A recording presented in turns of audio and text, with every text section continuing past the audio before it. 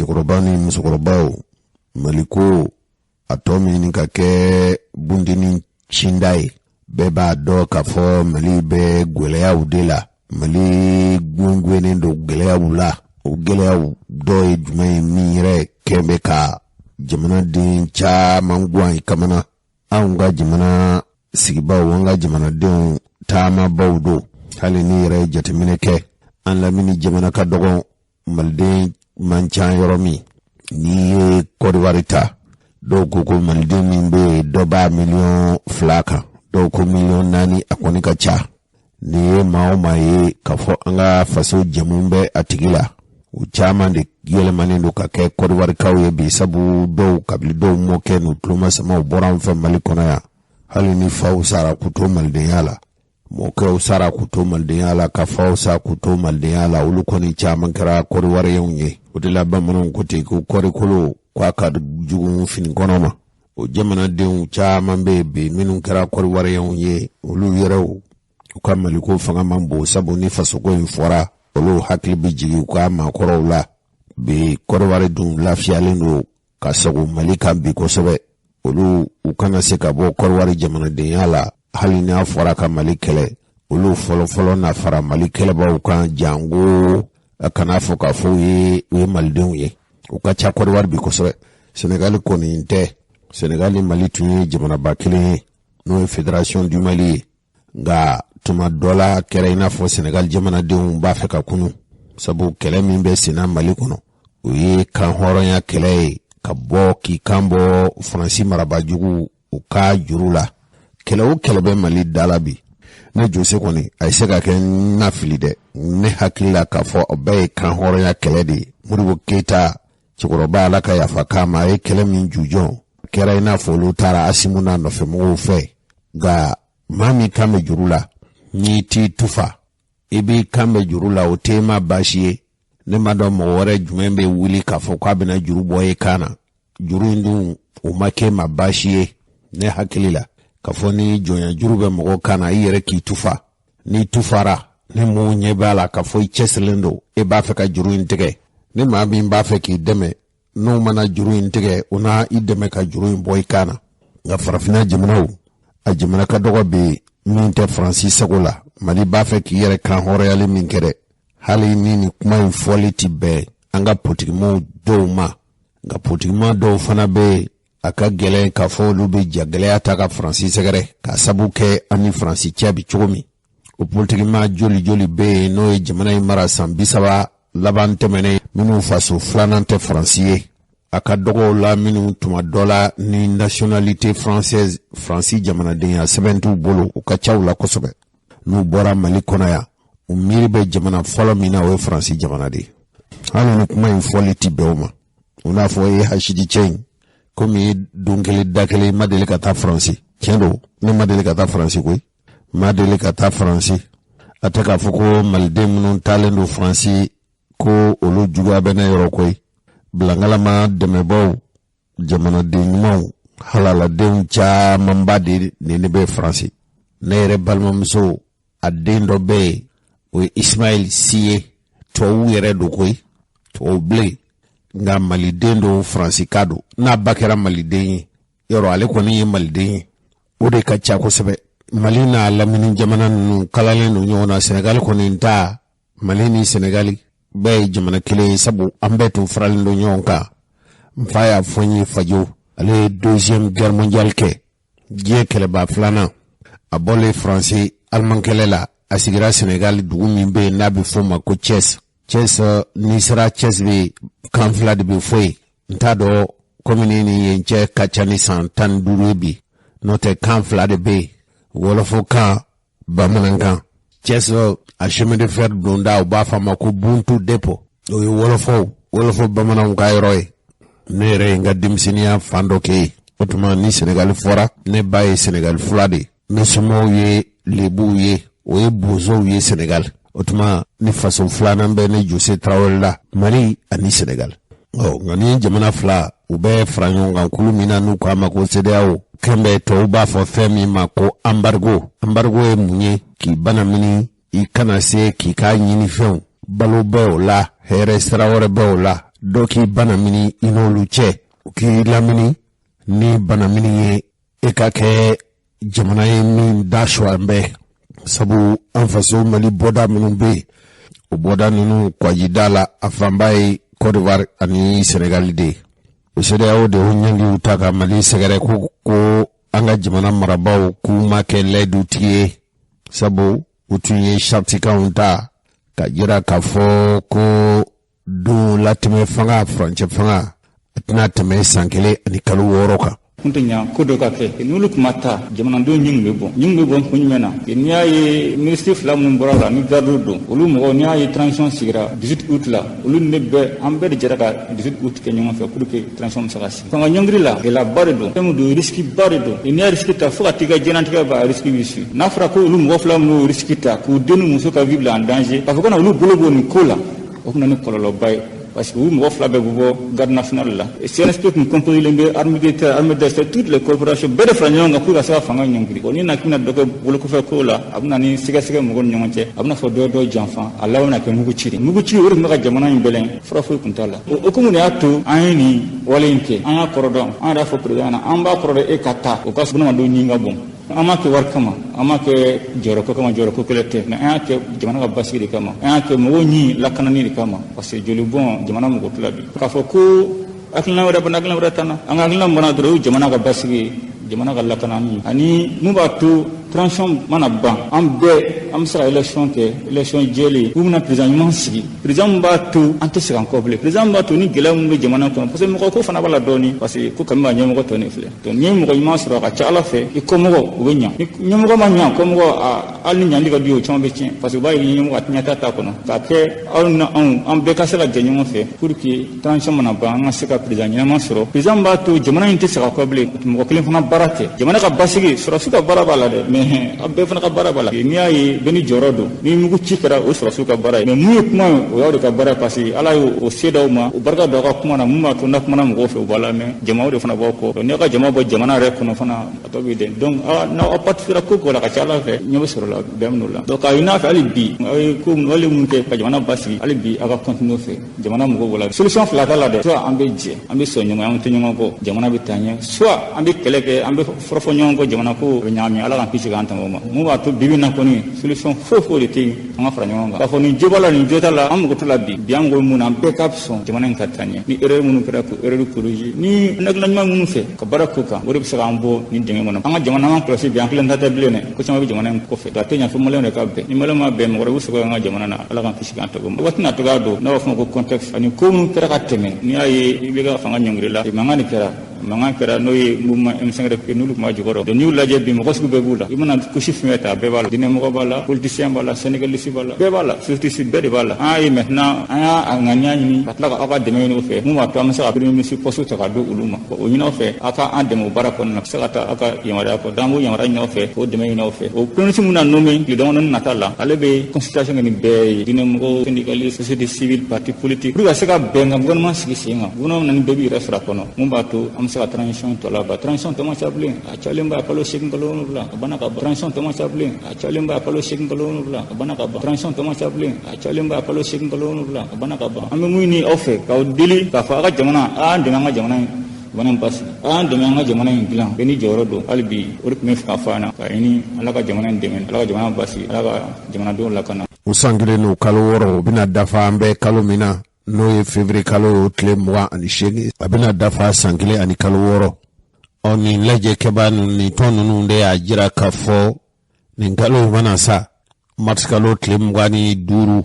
n'o sera ko fanga min bɛ mara la olu tɛna sɔn u ka fanga ma tun sabu olu fɛ u ka fanga banna pewu nin politiki tɔn ninnu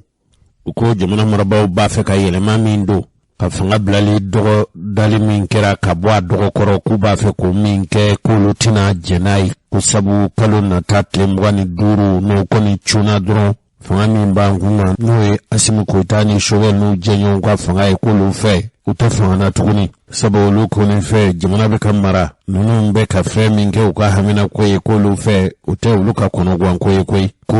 fo furancɛ fanga kura de ka sigi wa furancɛ fanga kura min bɛ sigi k'o kana tɛmɛ kalo 9 kan wa ko minnu bɛ jamana mara la bi n'o ye Choguel n'a nɔfɛmɔgɔw ye ko olu ka bɔ fanga na maa k'a sigi min tɛ maa ye maa min a kɛn bɛ ka mɔɔ tɔw dabɔ a la fo maa k'a sigi maa min mɔgɔ bɛ limaniya k'a fɔ ko o ye jamana marabolo ɲɛmɔgɔ ye min a tɛ maa ka kɛlɛ la u b'a fɔ min ma ko premier ministre neutre a tɛ ninw fɛ a tɛ juguw fɛ ale kɔni bɛ a ɲɛsin a ka baara ma u y'a jira k'a fɔ olu fana ka laɲini ye fɛn min ye fo dɔgɔdali kura de ka kɛ k'a fɔ jamanakuntigi sigiw bɛna kɛ u ka dɔgɔda ko perepelatigɛ sariya kura ka sigi min bɛna kɛ jamanadenw u ka u ni ɲɔgɔn sariya kolo ye min bɛ sigi wa ko fana jamana yɛrɛ kɛn bɛ ka maa minnu sigi ko olu ye gouvernement jamana marabaw u bilasiralikɛbaw ye sariya ko siratigɛ la ko fana kura ka sigi olu kɔni ka hamina ko fɔlɔfɔlɔ ye fɛn min ye o ye k'a fɔ dɔgɔdali ka kɛ kɛrɛnkɛrɛnnenya na fanga kurasigi bɛna kɛ tuma jumɛn wa ka kɛ ni bɛɛ lajɛlen dongo ye hakilila jiginna don ani furancɛ fanga ɲɛmɔgɔw olu y'a tun y'a jira CEDEAO mɔgɔw la k'a fɔ tiɲɛ don san kelen ni kalo 6 min tun fɔra olu fɛ a nana ye k'a fɔ Mali gɛlɛya Mali coronin don gɛlɛya la gɛlɛya min ka don a ɲɛw ka misɛn olu ko ko yala san 5 bɛ se ka kalifa dɔwlatigɛ fanga ɲɛmɔgɔw ma wa k'a ta kalo 6 ka taa san 5 u yɛrɛw y'a bɔ san 5 in na ka tila ka na n'a ye san 4 ni ŋɛniya minnu fɔra o sɔrɔla fɛn min senfɛ o ye jamanadenw an ye min lase sisan n'u ye u ka forobatɔnsigi kɛ n'a bɛ fɔ o ma ko Assise nationale de la refondation ni y'o ɲɛfɔ aw ye n y'a jira aw la k'a fɔ Mali a fanga bɛ mara cogo min a bɛ mara ba minnu fɛ fanga bɛ mara furancɛ minnu kɔnɔ jamana yɛrɛ cakɛ jɔsen o jɔsen bɛ yen i n'a fɔ kana i n'a fɔ kɛnɛya i n'a fɔ kalanko i n'a fɔ sariyako sariya bɔlɔw bɛ sigi min kan sariya kan ka boli cogo minnu na nin bɛɛ lajɛlen kan ka ladila malidenw ye forobasigi kɛ k'u da se nin bɛɛ ma kani ka bilasirali ni fɛɛrɛw boloda Mali ye waati 2 minnu boloda n'o ye san 5 ka tila ka san 4 fɔ CEDEAO mɔgɔw bannen do ma petu o sabu de y'a to ye jamana in ɲɛngi o yɛlɛmani minnu n'olu fɔra charte kan ninnu tali la jamana marabaw ko u bɛna dɔ bɔ jamana marakulu la o hakɛ ko ka dɔ bɔ cɛya la ani ka dɔ fara sariya tabaw kan n'o ye furancɛ fanga kɔrɔsigi minnu ni députéya jɔyɔrɔ bɛ bolo ka dɔ fara olu cɛya kan ninnu bannen do ma u ye kunnafonilasilaw wele kɛnɛ kan u ye ɲɛfɔli kɛ ko kalo nata tile 25 o tuma olu yɛrɛ kɔni fɛ fanga tɛ Mali la minnu ye furancɛ fanga ɲɛmaa ye olu ti jɛn'u ka jamana kuntigiya ye tugun an k'u yɛrɛw lamɛn. Sariya ye mun fɔ k'an ka taa u fɛ n'o ye kalata élection constitution de y'o fɔ o charte fana o waleyali kɔnɔ diɲɛ bɛɛ sɔnn'o ma an yɛrɛ sɔnn'o ma bɛɛ jɛra n'o ye k'a fɔ sɔngɔ ko ma kalo 18 pour que jamana k'a yɛrɛ sɔrɔ. O kalo 18 a bɛ kun cɛ ni mois de mars ye jamana kuntigi sigi yɛrɛ kun ka daminɛ nin kalo tile 27 la nka nin si ma se ka kɛ kalo 18 olu bɛ namu k'o bɛɛ dun o sisan kuma minnu bɛ sen na an t'an da don la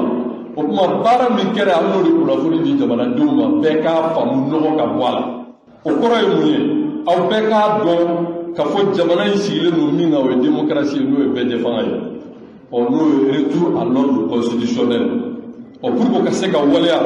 cadre ɲɛmɔgɔw ani regroupement ani parti politique ani parrainage an bɛɛ farala ɲɔgɔn kan ka laɲini min jamanadenw ka se k'a faamu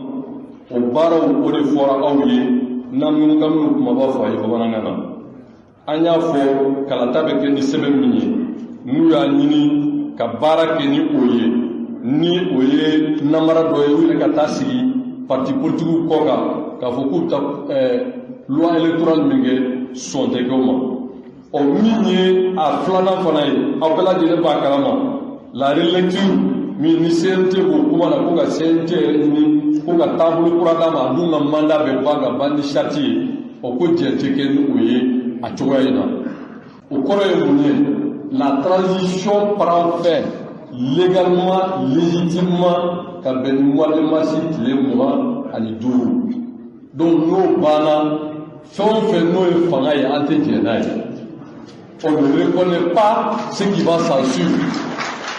Cɛkɔrɔba ni musokɔrɔbaw nin tun ye Isa Kawojim ye an ka Amadu Koyita yɛrɛ an k'ale fana lamɛn. Ne tɔgɔ ye Amadu Koyita ne ye parti socialiste PSI lenkura ɲɛmɔgɔ ye mais EPM là, ensemble pour le Mali, le cadre Fanafuma, cadre des champs pour une transition réussie,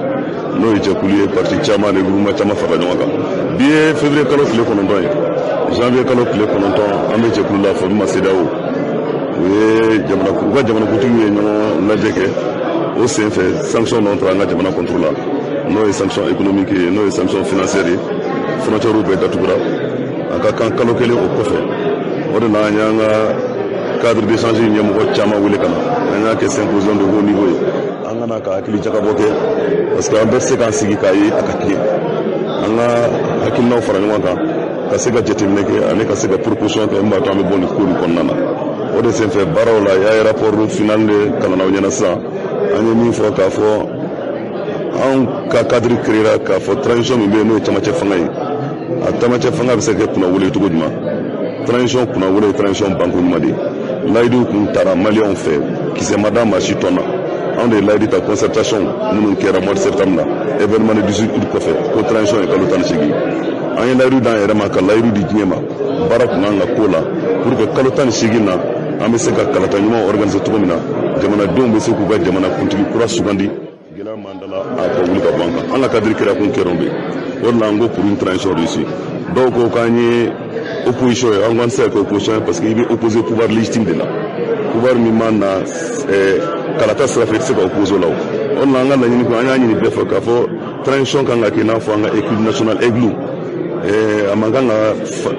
parti prima kanga yala en bere kan la fa mais malheureusement wakilno shimabo fo kana mbla gila kono bi gila ni na sanction banca gila ni na gila banca maya fo a banca mama fo a banca na mawuli kan jodi bisama ga kila fra nyoga ala ka kisab so betmini o la ngo sono en ko la ni 27 cadre c'est respecter nos élections premier tour transition nganga le 25 mars 2022 parce que président croit nganga serment prêté là bandaone HMC n'a traité le 25 septembre ou rentrer là en fonction le nouveau président devait rentrer en fonction le 25 mars réalisme de objectif ba irana bi objectivité ba irana bi ko tsika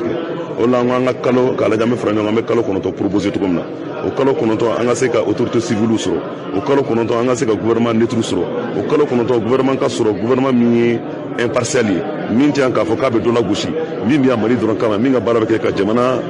affaire courante no e ka mission régulale no ke régalien plutôt ani ka élection organisée mais akuma foro doy non élection organisée muna boke ne élection ma organisée ka fika jamana tigi kuraso jamana dongu ko dana da maminga ambe nyem min konna na bi kunu ne bitekele kunu ne bitekele on de sona saria doma on de sona ka foko fanga tetane fo ne kalatate on de sona ko fanga maganga nyangiri ni fin wore donc no ko kera nan bena o normuna bi gela mi manka sanction mi manka do retew parce que lay mi fo amase ka lay lutine o sanction no nga to be ka wuli ka banka o la mel la yini ke président la transition fait mali famo be fe nga barfra nyonga mali ni ambe detay ambe beta mali kile no de betu no nan sona abise ka ke nan ma son ka to kuma ho ka hola nyem bi ni ala jebi CDAO ane CDAO mugote ni ala jebi ane nyem go chama de ko do lu nyona andu to jamana ay jamana badi ani nyo ladon jamana de anye jamana de badenya jamana anye jamana de sinja jamana ani kelefa mugo bedi kadi on de kele donc anga bo disuru do ko sa anga frano nga sega proposition ke an boni kila ko pour que sera o sega sanction wuli jona ka boy proposition concrète ka ke mingi na fedro ko ka calendrier nyini un calendrier raisonnable no yemuyi ambe seka jetemine ke ambe boni ko gela kona na tuguduma wati kono wati mi seka ke benkai wati mi seka ke wati fana sombe ke mimi o mangelawo ni gela banka euro fo beba jara muga ma jamwe na ma frati sanction mi na ni gela mi adam ne deja mo shita ni ite jamana mara pour ika gela la sika jamana duma ite politique ke pour ika jamana gela la sika jamana duma au contraire e ka bara de kanga ke e ka wuli ka to de kanga ke ka fembe ke pour que o gela kana si ika jamana duma notre jamana duma be sika nawo ne jitemne be gela be kana dondoni frontière route tugunelo ambado opérateur économique ou teka kuma ambado dogo conteneur be Dakar conteneur munu be Dakar yenno bolore munu mina na conteneur ulu ta sanction ko donc oui délai de dima no délai te bena nimbe mna ta ka boyno dongo do ibe do de sarla karu camion jolembe frontière la camion jolembe Côte d'Ivoire camion jolembe Abidjan chauffeur tout ka famille koro camion tigu bref ni bede gilay sanction financière fana banque BCAO la banque ou da soro tek de ka gelaya ambe sekani be boni be kono anga si anga kuma anga calendrier raisonnable do anga proposer sera sanction ma wuli ato ambe be aka no pour que anga boni kono jona ani mi fo synthèse asigira organe législatif a sigilé une transition à ka durée de vie de transition de Mounioukana. Et CNT Rekonana, je crois que le Premier ministre Flabé a fait des routes présentées CNT Kono. Nous, le Premier ministre Mouktarwani, nous, le Premier ministre Shogel Kokala Maïga, a Flabé ko transition de l'éco à respecter. Nous, nous sommes à respecter. Surtout Shogel Mbia, Kouanga CNT Kounanga Weka Yinika. Il y a un programme d'action gouvernementale présenté en Yéna. Un accord d'IMA, on votera. Il faut essayer de faire respecter. Délai flé, il faut respecter. Normalement, il devait le faire. Ça n'a pas été fait. Donc, on fait des Kenny, ni bec mon akessi, qu'a fort de quoi la Natana. Donc, nous, on se reconnaît pas dans ça. Ambalma, Chikorobani, Musukorobao, Nintuni, Amadou Koitai, Hakila Kafo, Ole, Femi, Fo, Famana. Gayala, Isharsimun Dara, sur la Soufé, Ukaf, Nga, Tako, Folo. Nui atunye mwoya tunkal falendo banda uma na utunye stola sikoroye ane Mokhtar anga dungi baru jojo anya jira wula kafo asimu ahinye folike mi nanani fangai yele mali o shati minu tuntara kalo konondo inkera inafo okera fuye sabu kunglena kile mata afo chukula sira minu ndara sira nyuma tunte showel kukala maiga nale yele mamunu ndonala ale kuni jamana denw lajɛ min kɛra fo ka yɛlɛma don sharati kanw na n'o de san 1 ni kalo 6 in o ma wasa kɛ ko ka dɔ fara kan kun min bɛ a la Abubakar Sidiki Fɔnba ale ye kɔrɔsigi kulu min sigilen don ni députéya jɔyɔrɔ bɛ olu bolo ale yɛrɛ kɔni ko ko sharati kan ni yɛlɛma min kan ka don a la ale ye ɲɛfɔli kɛ an k'a yɛrɛ lamɛn. Maliyɛn bɛɛ k'a faamuya ko ka sharati ka yɛlɛma don a la. Sharti yɛrɛ y'a fɔ ko yɛlɛma fana bɛ se ka don ale la. A y'a fɔ ko yɛlɛma ko bɛ se ka laɲini, o bɛ se ka kɛ ni président ka laɲini, o bɛ se ka kɛ ni CNT ka laɲini. Mais an bɛna sharti yɛlɛma mun kɛ a sɔrɔla jamana faso jama ye farali min kɛ ɲɔgɔn kan n'a fɔra ma ko Assise nationale de refondation. O faso jama ye laɲini minnu kɛ o laɲini tɛ se ka don ba la cogo si la fo an ka yɛlɛma don sharti kɔnɔ. Bɛɛ b'a dɔn k'a fɔ ko sharti fɔlɔ min tun bɛ sen na kalo 18 de tun fɔra. Mais jamanadenw nana ko k'a daminɛ kalo 6 la ka taa san 5 la. Donc ni mo o do sharti kono ni sharti dɔ in banna ka sɔrɔ e mo o do a kɔnɔ i bɛ jamanadenw bila problème dɔ kɔnɔ. A filanan bɛɛ b'a dɔn k'a fɔ laɲini kɛra faso jama fɛ ko ka CNT lajɛ cogo wɛrɛ la.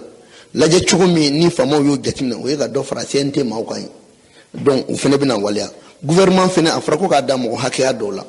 An bɛna bɛn ni mɔgɔw ka laɲini fana ye. O ka bɔ yen. A fɔra ko président danga a kun latigɛlen tɛ kosɛbɛ Asimi sigilen fanga la maa wɛrɛ tɛ yen. Asimi dun kun bɛ ministre min bɛ lakana ko bunakun kan ale kun b'o ka baara bɛɛ de kɛ ɲɔgɔn fɛ. Donc il faut que an ka lajɛ o ministre ale ka bila a yɛrɛ ka minɛn kɔnɔ o ko o baara ninnu bɛɛ lajɛlen kɛ. Donc laɲini in ti dɔwɛrɛ ye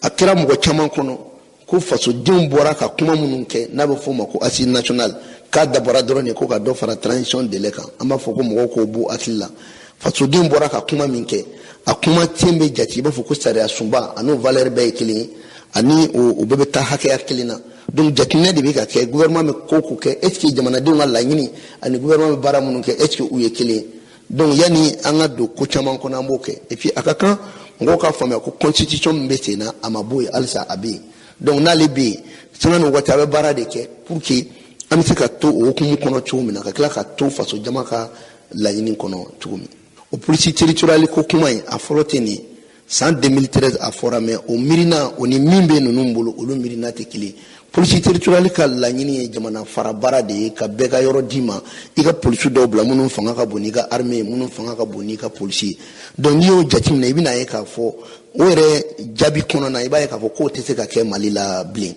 O la mɔgɔw k'a faamuya k'a fɔ ko police territoriale ko kuma a bɛ papier de kan papier kɔnɔ kuma don. An bɛ yɔrɔ min na i ko bi mɔgɔ si t'i to i yɛrɛ ma k'e bɛna Mali farali ko kuma k'i b'o bolo da mais tasuma fɔli o tɛ da jeni. Police territoriale papier a bɛ ka fɛn min makɔnɔ o tɛ dɔwɛrɛ ye o ye ɲaman de. Cɛkɔrɔba ni musokɔrɔbaw a ye nin kuma ninnu mɛn a ka kuma laban bɛnna fɛn min ma o tun ye police territoriale ye. Misali la samaya bɛ Manden fɛ Manden yɛrɛmara sigida a bɛ fɔ o ma ko commune rurale de Manden. U bɛna a ka polisiw sɔrɔ a yɛrɛ ye kabini nɔgɔmuru kalo tɛmɛnen an ka jamana ka kɔrɔsigi kulu min tun sigilen don n'u k'a ma ko Haut Conseil des collectivités du Mali ni jamana marabaaw bilasirali kulu ye ale tun ye lajɛ kɛ a ka forobasigi dɔ senfɛ o lajɛ u da sera gɛlɛya minnu bɛ sigida polisiw o bɛ fɔ de ma ko police territorial commune bɛɛ n'i ka polisi nin sariya in tun ŋaniya taara Mali fɛ tun yɛrɛla k'a fɔ ni polisi territorial n'a bɛ sigi commune kɔnɔ commune ɲɛmɔgɔya bondaso min sigilen don yen yɔrɔ sigida ko ɲɛnabɔli la wala Bamakɔ yan a tun mara bɛ ta k'a d'o ma police territorial ka baara bɛna kɛ mun ye o de ye sigida kɔnɔ n'o ye commune ye o polisiw sigida lakana ani sigida kɔlɔsili a tun bɛ di olu polisiw de ma wale bɛ sa ko ye dankarili ani bingani wale cɛjugu olu tun bɛ olu de kɔn basigi bɛ se ka segin cogo min nka a nana kɛ polisi territorial ko ye dɔw y'a ye k'a fɔ marifatigi minnu ye jamana ta kɔrɔn fɛ n'a kɛra sabu ye a bɛ dabali ni fɛɛrɛ dɔwlu ma u k'u fara ka bɔ jamana na a sariya min tun taara k'a di sariyatabaw ma ko a bɔra dɔgɔkɔrɔ minisiri y'a jira k'a fɔ u y'a bɔ a dɔgɔkɔrɔ CNT la a sariya in tali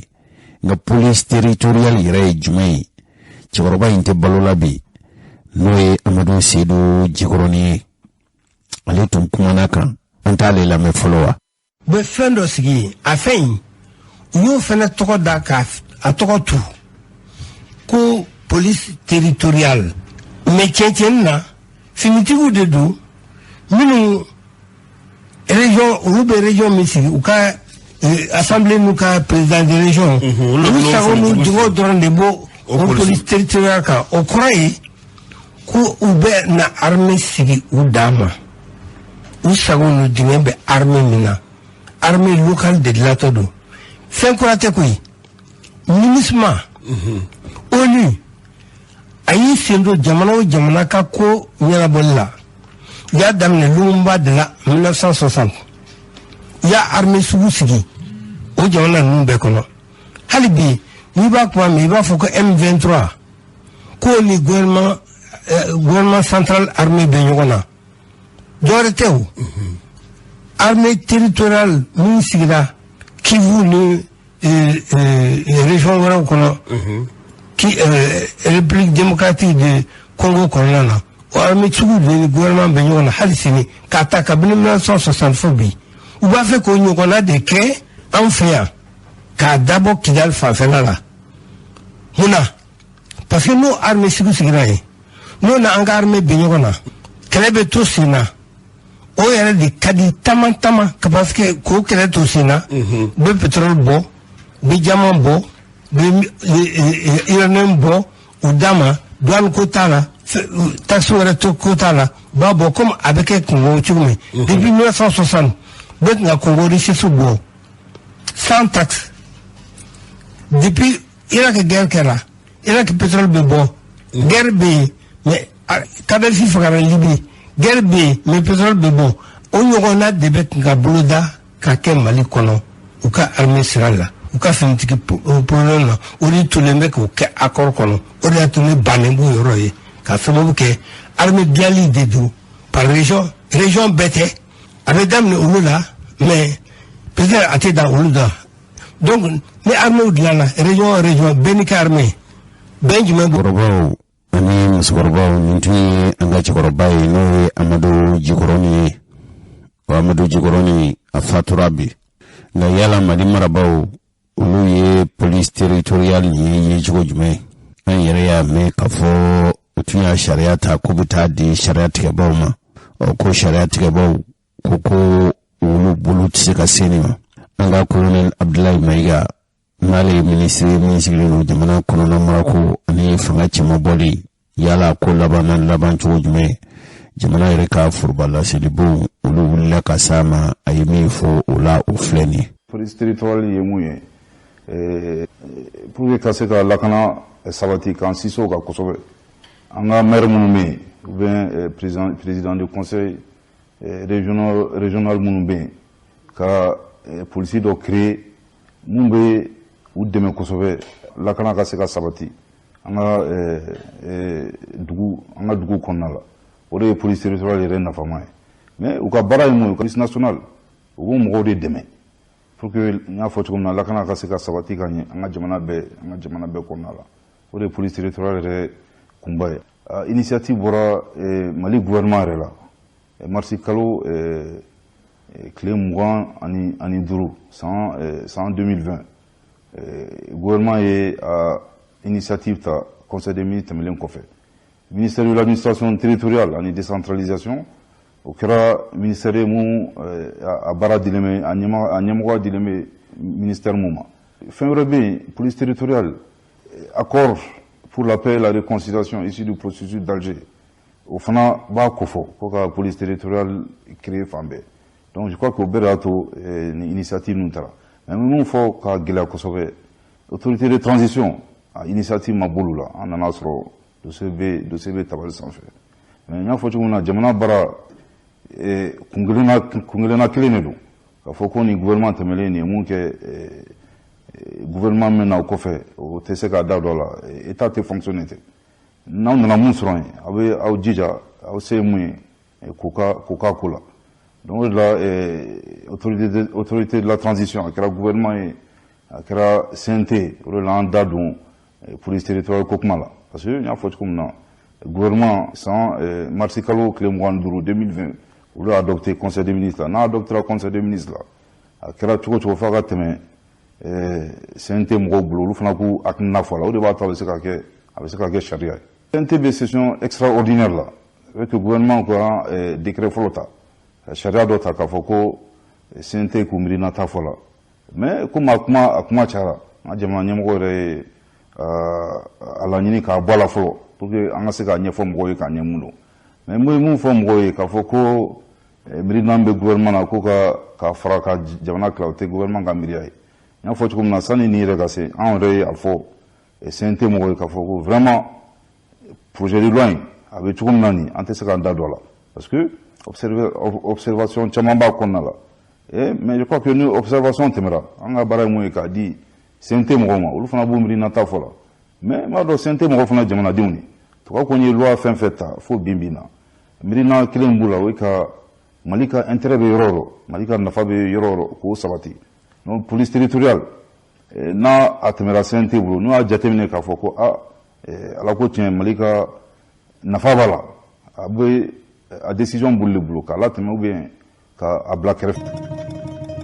An balimaw nka kɛrɛnkɛrɛnnen ɲɛna an ka laseli a bɛ lase cɛkɔrɔbaw ni musokɔrɔbaw de ma kabili juma tɛmɛnen kuma dɔw u bɛ ŋunuŋunu na a yɛrɛ bɔra ŋunuŋunu na a ye diɲɛ kibaruya bɛɛ fili jɔ min kɔnɔ n'a bɛ fɔ o ma ko réseaux sociaux dɔw b'a fɔ a ma ko toile kabili juma tɛmɛnen kuma dɔ bɛ senna k'a fɔ an bɛ don min i n'a fɔ ko bɛ cɛkɔrɔba ni musokɔrɔbaw n b'a dɔn k'a fɔ aw t'a kɛ fiyewu nka aw denw n'aw mɔdenw u kana aw bila fɔli la ni maa o maa i b'a fɛ i ka kuma ka to gundo la a to i kɔnɔ i kana to a mɛnba ka caya telefɔni ye fɛn min an bɛ don min i n'a fɔ ko bɛ maaw ka ɲɔgɔn lasɔrɔ k'i to kwajibaw ani jamanajanw kɔfɛ i n'i ka maa ka ɲɔgɔn sɔrɔ hali aw ka ɲɔgɔn filɛ ja la fɛn nɔgɔnba nka baara minɛn min don a b'an bolo an t'a si dɔn a kɛra i n'a fɔ kilisi b'an da an t'a ɲɛji dɔn telefɔni ye fɛn min a kana k'i ɲɛna k'a fɔ i b'i ka gundo kuma min fɔ ko maa wɛrɛ tulo t'a la koyi a bɛ se k'i tulo cɛ a kan de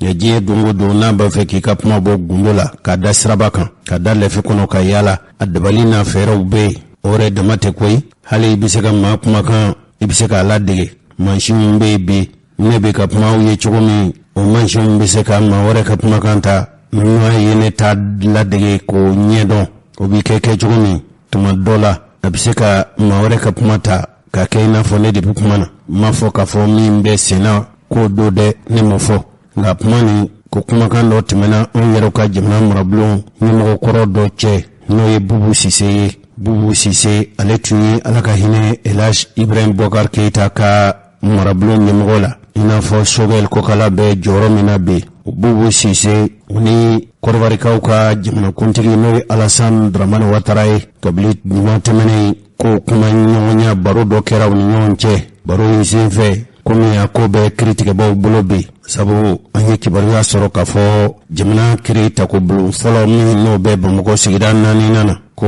u bɛ k'a ko sɛgɛsɛgɛ. Olu yɛrɛ ye ɲɛfɔli kɛ k'a fɔ sɛgɛsɛgɛli bolo dara olu fɛ nin kumakan in jɔnjɔn yala a kɛra ko min y'a fɔ wa, a kɛra ko minnu y'a fɔ yala olu de y'a fɔ jati wa. U yɛrɛ ye furancɛnin kɛ kuma na koyi. A bɛ ɲini ka miniti 5 hakɛ bɔ. Maa bɛ kumakan 2 mɛn. Kumakan nin kɔni jɔn k'a la. A bɔn bɛ a sɛbɛkɔrɔ bɔn bɛ Bubu Sise kumakan fɛ ani Kɔdiwarikaw ka jamanakuntigi n'o ye Alassane Ouattara ye. Alassane Ouattara ani Bubu Sise n'o ye Ibrahim Boubacar Keita ka jamana marabolo ɲɛmɔgɔ ye ko y'a ɲini IBK ka minisiri marabolo ɲɛmɔgɔ kɔrɔ fɛ ko yala i tɛ ladɔnniya wa. Ɲangi minnu taara CEDEAO fɛ ka ɲɛsin Mali ma, Bubu Sise de ye tɛrɛmɛli daminɛ sa ka fɔ nin ngɔlɔlɔ kɔni a mɛnenba ye kalo 3 ka se kalo 4 ma n'a cɛyara. Hali ni dunlatɛmɛ fanga ɲɛmɔgɔw bɛ k'a fɔ ko ɲangi min n'o ye ka dondaw ni bɔdaw sɔn Mali ɲɛ, Mali ka wari min bɛ waribuw na ka Mali bali Mali ka o lasɔrɔ, ko hali ni jamana marabaw bɛ k'a fɔ a ɲangi tɛna Mali sɔrɔ, ko n'a mɛnna bɛɛ kalo 3 ka se kalo 4 ma, ko Bubu Sise y'a jira k'a fɔ diɲɛ don o don dɔ de bi fara fɛnw gɛlɛya kan. N cɛ fila in ye kumaw fɔ kuma minnu u ye jalakibaw ta ka ɲɛsin an ka donlatɛmɛ fanga ɲɛmɔgɔw ma. Alassane y'a ɲini Bubu Sise fɛ ko ale b'a ka bila la, n'a y'a diya waati o waati ko u bɛ ɲɔgɔn sɔrɔ kibaruya la. Nin kibaruya de ye bɔlɔlɔ labɔ, u b'a fɔ min ma ko Facebook Juma Sɔgɔmada fɛ min y'an ka jamana sariyatigiw ye. Kiribulon 4 nana olu ye sariya sɛgɛsɛgɛli bolo da, sabu olu yɛrɛ kɔni fɛ nin kɔni ye janfa de labɛntɔ ye, nin wale de labɛntɔ ye ka dankari jamana in a lakana na, jamana kɔnɔ a lakana ani jamana kɔ kan ka janfa labɛn ka basigibaliya ko kolokolo Mali kɔnɔ ka sabu kɛ nin kunnafoni lase cogo ɲɛ nin cɛ fila ni maaba ni ɲɔgɔn cɛ Bubu Sise ani Alassane Dramane Ouattara. Sariyatigiw fɛ ko a ko sɛgɛsɛgɛli k'a dɔn jɔnjɔn na yala kuma minnu fɔra jati nin cɛ fila kumakan don wa ladege fɛn don de, ko sɛgɛsɛgɛliw bɛ senna. Bubu Sise ni Alassane Dramane Ouattara a ka olu ka janfa a kɛra i n'a fɔ ninnu kɔni n'u ka ko labɛnnen ye, hali n'u ka ko labɛnnen tɛ u b'a fɛ ka nin ko in kolokolo ka dabali ni fɛɛrɛ ɲini min b'a to minnu bɛ fanga na bi n'o ye Asimi Goyita n'a nɔfɛmɔgɔw ye ani Choguel Kokala Mayiga, olu fila bɛɛ lajɛlen ka fanga in bɛ se ka firifiri cogo min. Nka cɛkɔrɔba ni musokɔrɔbaw min ye an baara ɲɔgɔn ye n'o ye Kassim Tarawele, ale yɛrɛ ka laseli senfɛ alamisa tɛmɛnen a ye ɲɛfɔli kɛ, nka ko a bɛ da don a la k'i da sunya ka kuma fɔ k'a welela k'a fɔ a ye karisa ni ko kɔni sera kiritigɛlaw ka bolo kan kaban, i k'i kɔlɔsi, i k'i janto, i kana da don tɛrɛmɛli la, tɛrɛmɛli min a bɛ kiritigɛbaw ni sariya sɛgɛsɛgɛlikɛbaw ka baara a bɛ gɛlɛya don a la, wala i bɛna kɛ maa ye maa min i ka baara kɛcogo b'a to gundo bɛ nin ko la, ni kɛra o bɔrɔtɔ fɛn ye kiritigɛbaw bɛ se k'i nɔ minɛ. A ye min fɔ radio Kiledu la, Kassim Tarawele ni balimakɛ don dɔɔnin don, an ka lamɛn. Aya ko kuma jantigintan dɔ bɛ munumunu na k'a bɛ n'a fɔ Alassane Dramane Ouattara kumakan don ani Bubu Sise k'olu kumakan don. U bɛ ka kuma o kɔni u ma tɔ to Mali la kuma in na dɛ, n'a sɔrɔ olu don dɛ, sabula n k'a fɔ ten fɔlɔ Abu. An kun b'a fɛ k'an hakilila di kuma in kan, nka procureur y'an wele ko Onzonla k'ale Touré k'ale enquête dayɛlɛ, donc anw m'an ta to an kɔnɔ, n'o tɛ a b'i wele, n'a y'i wele n'i ka fɔtaw ma bɛn n'a taw ye i yɛrɛ b'o tɔ ɲɛ dɔn. Donc kumakan min bɛ yen an b'a fɔ maaw ye ko enquête dayɛlɛ la commune 4 tribunal la n'a ka surun Alassane Dramane ka kuma ale ni Bubu Sise an ka premier ministre kɔrɔ ka kumaw la téléphone sira fɛ k'u bɛ k'a sɛgɛsɛgɛ, a bɛ fɔ ma ko k'a authentifier, n'o y'a sɔrɔ olu yɛrɛ fila don commune 4 tribunal procureur n'o ye Idrissa Touré, ale ko k'ale bɛna o baara kɛ. Ayiwa Abu, yanni sɛgɛsɛgɛli fɛ an m'an da de han, anw tɛ fɛn fɔ a la tuguni. Sariya mana fɛn min minɛ o bila dɛ, e yɛrɛ k'o bila dɛ, i b'a to sariya bolo. An balimaw, cɛkɔrɔba ni musokɔrɔbaw, aw ye Kassim Tarawele ka kuma mɛn, ni nin jalaki in kɔni n'a a ladɔnniyara n'a cɛtigiyara jɔnjɔn ka fɔ nin kumakan ninnu ye Bubu Sise ka kuma ye nin bɛna k'a siɲɛ 2 ye, nin cɛ kelen n'ale kɛra Ibrahim Boubacar Keita ala ka hinɛw la, u ka jamana marabulon ɲɛmɔgɔ ye n'o ye Bubu Sise, sabu a delila ka jalaki jamana kiritigɛbaw fɛ k'a tun ye janfa dɔ labɛn ka labɛn dɔ kɛ a bɛ se ka jamana in fanga in dafiri cogo min ka dankari jamana ni mara faso wara ka kana na o kɛra nin furancɛ fanga kelen a jujɔn waati a kelen yɛrɛ tun tɛ koyi maa wɛrɛw sɔrɔla minnu tun fana jalagira nka kɔsa fɛ a nana fɔ ka fɔ a nin tɛ o ko la kibaru in an ye nin sama ka bɔ kibaru lase bondasow ani kunnafoni lase sɛbɛnw kɔnɔ sɛbɛn b'an bolo kɔrɔ yan an y'a jira u la ka fɔ min ye kiribolo min bɛ Bamakɔ sigida 4 na ko a kiri bɛ olu de bolo nin cɛ fila u kunun ko furancɛ fanga ɲɛmaa ninnu kɔni ninnu tɛ se ka nin laban koyi u tɛ se ka jɔ ni kɔlɔlɔw ye hali risila bɛ dɛmɛ min ta ka se an faso Mali ma ko nin ye kodɔnbaliya kumaw de ye u ye mun jalaki o ye jamana marabolo yɛrɛ ɲɛmɔgɔ ye bi n'o ye Choguel Kokala Mayiga ye hali Mali yɛrɛ tangani ka kisi juguw ka mantɔrɔ ma o fana y'a nin yɔrɔ sɔrɔ nin ko la a bɛ se ka kɛ nin kɔni ye ladige ye wala nin ye ko labɛnnen ye a ko ma kɛ cogo o cogo yala dabɔlen tɛ Bubu Sise yɛrɛ mankutu tiɲɛni ka kɛ i n'a fɔ janfa faso janfaba dɔ ma ani maa min fana bɛ kuma na o tɛ maa gansan ye n'o kɛra tiɲɛ ye o ye Alassane Dramane Ouattara ye a kɛra i n'a fɔ ye dalu de dalu min b'a jira k'a fɔ janfa labɛnnen don RFI y'a jira k'a fɔ olu ye Bubu Sise ɲininka u ye Côte d'Ivoire jamanakuntigi Bondaso ɲininka olu ko nin ko in bɛ yɔrɔ min na k'olu da don kuma tɛ olu da don fɛn tɛ yani a ko bɛ ɲɛ sɔrɔ kɔni n balimaw aw b'a kalama k'a fɔ an ka kunnafoni fanba o ye kibaruya minnu u bɛ tali kɛ kunnasiriw kan kunnasiri minnu bɛ bɔ an ka jamana yɔrɔ hali n'a y'a sɔrɔ fo ka se nin yɔrɔ in ma jaabi ma bɔ an ka jamana marabaw yɔrɔ yala Rusi jamanakuntigi n'o ye Vladimir Putin ye yala yɛrɛ y'a fɔ a ka kumaw dan ani Faransi jamanakuntigi o tun taara taamala fɛ yen ka sababu kɛ Yɔrɔpu jamanaw yɛrɛ dama ni ɲɔgɔn cɛ Yɔrɔpu jamanaw u faralen don ka kɛ kulu fila ye kulu fɔlɔ o ye Faransi ni jamana minnu faralen don ɲɔgɔn kan tuma min diɲɛ kɛlɛba filanan in banna u ko a t'a to an ka jɛ ka kulu labɛn wa ni maa o maa bɛ yen n'o nana fɔ i bɛ bɛn an ka jamana kelen kan bɛɛ bɛ wuli k'o bɛn u y'o de tɔgɔ da ko OTAN Yɔrɔpu jamana min b'a la o ka ca a kɛra i n'a fɔ ni l'Amérique jamana fana o fana y'i fara u kan fan dɔ in fɛ n'o ye Yɔrɔpu fan dɔ filanan ye Rusi jamana olu yɛrɛw de kɛra jamana ye jamana minnu ye lalimanw kɛlɛ sabu waati lalimanw ye dadigi kɛ jamana min na o ye Rusi jamana de ye Rusi jamana de fana ka cɛsiri fanga bonyana maa yɛrɛ bɛ se k'a fɔ ni Rusila tun ka cɛsiri tun tɛ lalimanw setigiya tun ka sɔrɔ u kan o tun bɛ gɛlɛya kosɛbɛ yala Vladimir Putin n'ale Rusi jamana yala dun ye jumɛn de fɔ a ko Vladimir Putin ko ma Rusila kɛlɛbolo minnu bɛ yen n'o y'u ka jamana sɔrɔlasiw ye nka ni faso ka sɔrɔlasiw tɛ nka Rusila sɔrɔlasi kɔrɔw don minnu sɔrɔlasiya bannen kɔfɛ donko ni seko min bɛ u la sɔrɔlasiya baara la u bɛ taa u yɛrɛw ni feere ka kɛlɛ k'i fɛ u bɛ kɛlɛ kɛ jamanaw kɔnɔ nka u b'a kɛ ni wari de ni wari saraw ye u bɛ taa kɛlɛ k'i ye tubabuw b'a fɔ de ma ko mercenaires ko Rusiw ka u maaw bɛ Mali kɔnɔ yan ko Putin n'o ye Rusila jamanakuntigi ye Vladimir Putin ko maaw nkalontigiya koyi ko nka a y'a jira k'a fɔ min bɛ Mali dugukolo kan ko olu ma bila ka na ko nin kɛlɛbolo minnu bɛ Mali dugukolo kan k'u m'u bila ka na o kɔni ye kuma min nanzaraw ka kunnafoni lase bondasow fɛ ko nin bɛ Mali marabaw ka kuma nkalontigiya ko sabu Mali marabaw dawaga ko Rusila de jamana bɛ k'u ka kɛlɛcɛw bila u ka kɛlɛdege karamɔgɔw bila ko Mali ye marifaw saw kɛ o tuma yala Vladimir Putin n'o ye Rusila jamanakuntigi yala ale kɛmɛ ka nin ko in kɛ jakumabɔ ye ka datugu a ko olu ka jamana kɔni nin t'a la nin ye Faransi kunnafoni lase bondasow nin ye olu ka laseli ye yala Mali marabaw kan ka jaabi di nin na wa an ka jamanaden dɔw ɲininkali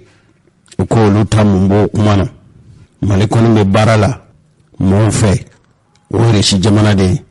ci kan tɛ Mali ni yɔrɔ si cɛ fana kɛla Rusila yɛrɛ kɛlɛcɛw ye na cɛkɔrɔba ni musokɔrɔbaw fɔ ka faamuyali kɛ k'a fɔ u bɛ ka Wagner ko kuma min fɔ Faransi de tun y'a jira k'a fɔ ko n'olu nana Mali dugukolo kan olu ni Rechila sɔrɔlasiw u tun y'a daminɛ fɔlɔ ko Rechila yɛrɛ ko ni Mali ye wele bila Rechila ma o tuma olu n'u ka minɛnw cɛ komi y'a ye k'a fɔ Mali tɛna u bila ko Mali bɛ ka labɛn kɛ nka ni y'u ka kumakan ni ye Faransi kunnafonilaselaw hali n'a sun y'a sɔrɔ k'a fɔ o y'a fɔ ko ni Rechila nana k'olu bɛ taa Mali ko n'a y'aw diya kɛ u y'o bila ko ni Rechila mɔɔw nana minnu tɛ Rechiw ka sɔrɔlasiw ye f'u bɛna kɛlɛ kɛ wari kama ko n'olu nana k'u bɛ taa Mali y'a jira k'a fɔ bɛnkan tɛ ale ni maa wɛrɛ cɛ bɛnkan bɛ Mali ni Rechila de cɛ u y'a datulu la ka da jaba la Mali ma fɔ ncin cogi Mali kɔni tora ka kuma da kan o komi u y'a ye k'a fɔ setigiya bɛ ka sɔrɔ Mali fɛ sisan u ka jamanakuntigi n'o ye Emmanuel Macron ye ko kɛlɛ dɔ bɛ labɛn na sabu ka Rechila to Union Soviétique la Rechila fana tun ye jamanakuluba de jamanaw tun farala ɲɔgɔn kan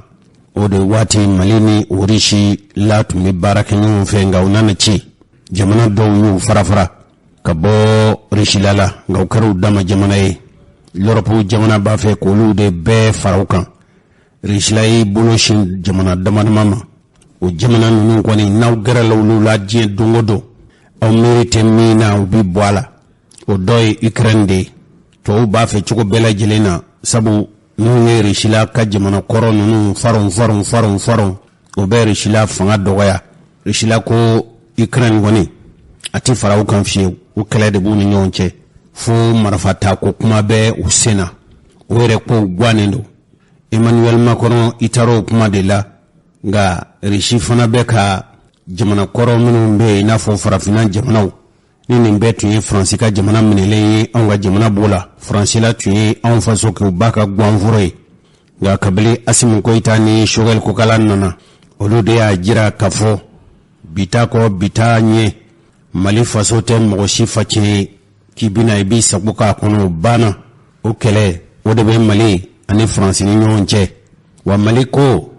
ale ka jamanadenw ni bɛ ka halaki cogo min a bɛ san 10 bɔ bɛ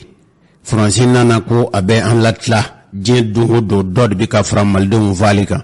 Assimi nalen a ko sisan kɔni dɔ kɛra anw bɛ dɛmɛbaa wɛrɛ ɲini an yɛrɛ la olu de y'u bolo bɔ Rechila nɔfɛ a kɛra i n'a fɔ jɛgɛji bɔnna Faransi tɔn na hali l'Europe jamanaw sabu Faransi tun y'anw ka jamana tila de bɛn kɛra a kan k'a fɔ Mali dugukolo a ɲɔgɔnna dugukolo nafama ka dɔgɔn farafinna jamana minnu kɛlen don k'anw lamini a bɛɛ kɛn bɛ ka dɔ bɔ u ka jamana dugukolo nafolo la n'i y'a bɔ sanu na foyi tɛ bɔ anw fɛ yan Niger filɛ nin ye a bɛ fɛn dɔ bɔ ko uranium o maa bɛ se k'a fɔ a bolo a ju de bɛ Mali la a bolo fara de bɔra Niger Faransi bɛ ko de bɔ n'o tɛ n'a kɛra jiri ye a ju de bɛ Mali la taji bɛ ten fɛn wɛrɛw bɛ ten a kɛra i n'a fɔ Faransi ye jateminɛ kɛ k'a dɔn k'a fɔ an ka dugukolo jukɔrɔ n'o kɔni ma di ale ma ale bololankolon don Faransi b'o kɛlɛ de la anw fa dugukolo kan n'i y'a ye k'a fɔ Faransi bɛ nin kɛlɛ in na kɛlɛ jamana in da la a t'a fɛ ka jamana in bila suba jamana de don u dabirilen don jamana in joli de la cɛkɔrɔba ni musokɔrɔbaw o baro de senfɛ sa Faransikaw ka journaliste a ye tigɛruma kuma ta ka Vladimir Poutine sɛgɛrɛ u fana y'a jaabi ni tigɛruma kuma ye u ka kumaw la u ko ko Rechila jamanakuntigi n'o ye Vladimir Poutine ye k'a ko tiɲɛ don siga t'a la fiyewu ko Wagner n'o ye Rechila sɔrɔlasiw dɔw ye minnu bɛ kɛlɛ kɛ u yɛrɛw ye ka nafolo kama ko u bɛ Mali dugukolo kan Faransi kunnafonilaselaw fɛ ko b'a jira k'a fɔ Mali an ka jamanakuntigiw bɛ min fɔ n'o ye k'a fɔ ka taa wari di Rechila sɔrɔlasiw kɛnyɛrɛye sɔrɔlasiw ma u kana jamana in kumabɔ ka fanga marabaw k'u nin kɔlɔsi k'u bɛ Mali marabaw ka kuma nkalontigiya de ko Rechila kɛnyɛrɛye kɛlɛcɛ minnu bɛ Mali dugukolo kan k'a tɛ Rechila ɲɛsira la Rechila jamana minnu bilala Rechila jamana ka cidenw tɛ Vladimir Poutine ye nin kuma in fɔ tuma min na Emmanuel Macron taara fɛ fa jamana kan ka taa ɲin'a fɛ cogo min kɛlɛ min bɛ ni l'Europe jamana yɛrɛ damaw ni ɲɔgɔn cɛ u tasuma bɛ se ka fa o de senfɛ nin kuma in fɔra ninkene tumeka ninde makuno ubafe ka me rishila re jamana kuntigi da ko ale de rishila kelece munu be keleke u yere ka warmine ko rishila jamana kuntigi de u blakana uye rishila jamana kuntigi ka pumainde ko treme ka mubo ka abu ka nyinyumbo ga udama semima uye ka fo kuna funla sila nyinyi ngali ke Putin na rishila jamana kuntigi la chogomi bamno go ima mi nyini nga ujabi dibidima ni kalukalu kan folaye ni mani njiye ni kono njiyalende nyini ngalila ni ka nyini ngali ke hakilimana ikaka ni jabi mi ubo jabi de dima Putin yode ke chugorobani musogorobawu tumadola Wagner point awie ame kafo ko rishila sorlasi dow minde rishila fanga ka sorlasi uye gananga jamana kuntigi utara kenyere barakela dow nyini kafo ko ulu koni minade malibi wari sarawye wala malibe afadugulo nafama usanu ani femenu be dugulo jukoro maliba labla uye ubu sarabola ko malikeme ka ware wele de bla o sorlasi uma awye kuma ni me Fransi kelema fo hali l'American wira fona ka fo nyemo yafo hali an lamini jamana kuntigiwu ina fo Niger ina fo jamana wara ulu koni be Mali de dala kele ko Mali kembe kata wele bla rishila kayere sorla suma ka war sarawye hali tuma dola be ka jado bo ko ni rishu ka kele chawye minun de rishi jamana ka kele chawye uko sorla si keme yirka chamando ko Mali yen nun bela jelen wele ukana Mali maraba kokolo ma wele bla Wagner ma Francisco ko teche ude tarasa ubafe ka puma jago ya bo Vladimir Putin da ukafo ko ale de sur la sine non blakana chugurubani musogorobaw ali jere franyungan tombaw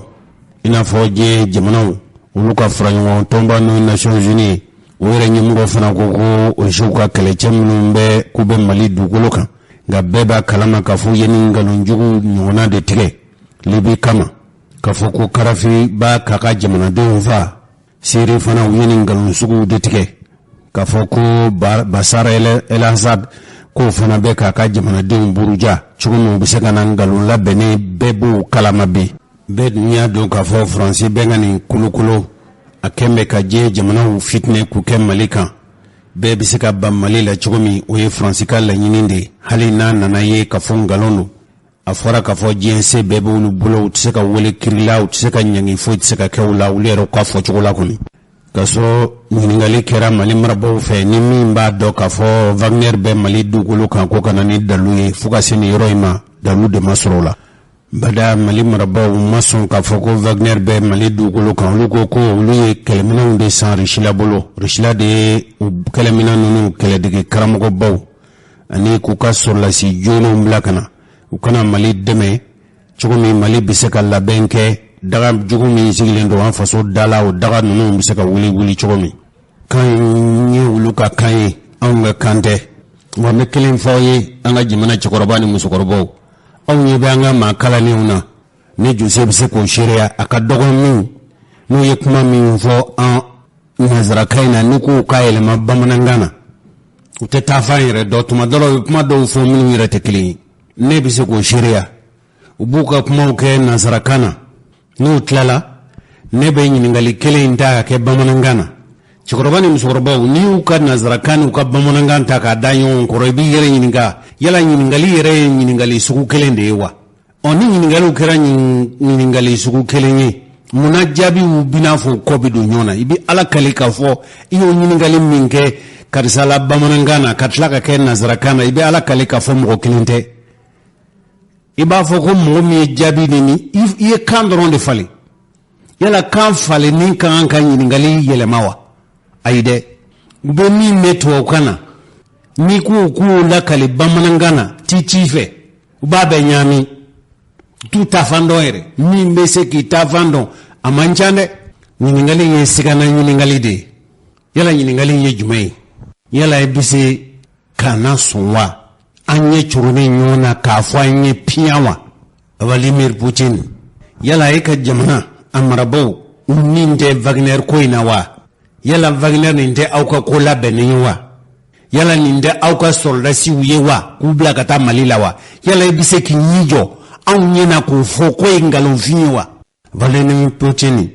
aya don abafeka mami mbwada ako ninta shefoloye neni eka jamana kundigi beni kuma info eka don ka fo eka jamana kundigi femimbe an fe nin kola ba don cho ne ka jamana marabaw uka hakilna e femye nin koina eka jamana marabam ika jamana kundigi jolen fle aba don ninta shefoloye amba make ne fa jamana rishila asende adate barakela kayre kele chemunde nawbu kuma fola no beka keleke malila anga machile unte anda ko kalama ansentala wanda ere tala rishi jamana koni sentala datala waina famba don chukumi angoni be min sheria makoni amma ye kafo malila ninyo na barakela suku be malidu wolokan ni yere tela da ninte kukura ekoi au yere be jamana mununka olu ka tasira de ni au go jamana ube ni bara suku nyonge ni jamana wara uyo ko ni nyonje ni hali na ya surko mali ni ngeke mali ta jofe wa mali na keli mangawa a prepela tige dia umade ba fuye kan no bwala mungu ni rishilai ni genyonya sugute rishila au ya fo chogomi na be mali kuno otuma rishila sindala rishila datala asindala datala takalama nga jamana ni nyonchew yala ni ndet ni bara nyugo teke jamana ni nyonchewa ni nyono ubisega ke mali marabaw ani ni barake suku ni barake chake bunda so nyono ni nyonjeke ubisega ke am bina ni ngoy laje jinyo manjoli nanga mbisiga kanga nuko bwala ibi kapma ni fo on sentala de choroba ni musorobaw ni moy fo rabba mananga na ya me koni abe femi jira doron ni auko ko Wagner be mali du golokan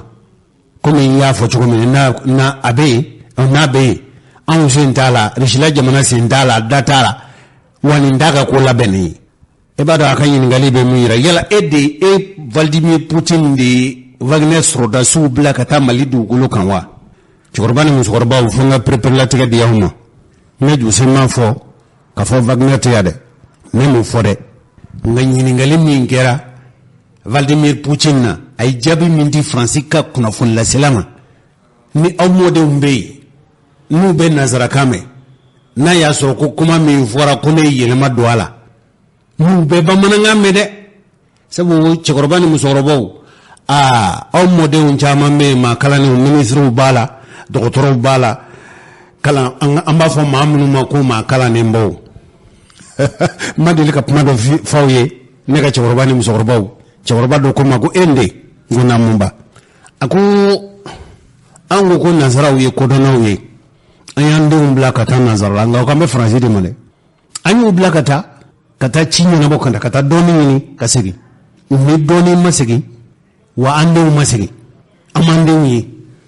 ne ko ngo bautma ayo munun jikata olu ma kele masigi wa o ma kele ngoni masigi ide jikata ba kande bada bebe defo ga iden zigina kana aga dugula surugu kamba da iden jigata abit atarani bakande ga siginto ani surugu kane sigina iden zigina wa iden masigi naku ba iden ngoni masigi iden sagabla kata surugu sigina kana uti de basro bakoro ngolo de bala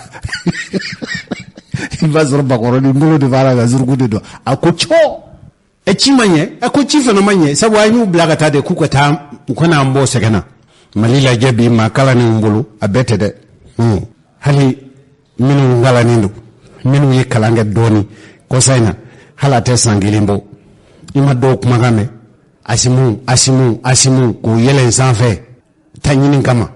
tumamina asimu ya ye kafo ulu kuni tanyini ngela udu asimi duni jigi kufili olu laba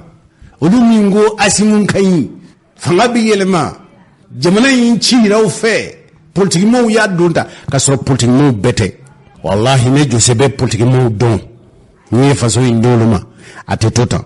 ne mo don lu dona politique la ku na politique la ma de to ambe domine na foko bi ni fema boka na flola fema fraka umu be dimsinu mbala balipu bala ni josebe do don la mimma don na tuntura na tumado politique la ay je bonye besoro ay je karama besoro nga nana kabe faso jo maminu shidonde chokoroba heto ay ya fama maminu shimadon olu de be o manu no buruja benyana ku dambela gushi wallahi chokoroba kuma mi mfonyi ako umu ke kafsa minu moke ubaka kafsa minu mbai ufa kafsa minu mbai uyere kafsa ni minu ye obonu de buruja malikono bi nimba fo akafi kle gandre dreve kle gandre ndre yono ma ko ni ta fo ka fo ite fenfi no kle ngon fere nga ba fo de ko he vini ni galai kle gandre dre benyana wallahi sudila ulu de ba fo ko ni njeme katime nono keneka o mo de baby kuma be ulu de da nte bitime laya nga bitime laya nga yananga blasa ni bomokota kimbe kuna be no be farala bamako kan wenzembola ne rejo se trawore be wenze chikoroba ni musokoroba asraba glande moblin saba moblin nani bisaka nyawon soro akare ukono wa kene be je dungodu ni ko ben to la chikene udla ibe misri bawjo ibe qur'ane kalambaw ke ibe wajuli kero baw sigi hali ni ba feka yoro minun ke suguye iba feka yoro minun ke docteur soye ni mbede be wenze nga wenze jamana dewnye dana taka dama munun kai be kata o srangunde purti doni nyame kafoko anga jamana kula tikela do fanga be kalifa mununa na bi foluma ku préfet ani gouverneur wolo ni meru de bido janvala a kram gasimu ni man wenze ko ilaje shogel ko kala maya ite wenze ko ilaje cheni munu make ibeka wati nango ko ibeka ya beche au ko ibeka ya cheninge ko au nana dlali kama na mo koloshi mamunu ndafe ka wenze kene ufere kwa do ufere lakaba kata kene ba utla ku ufere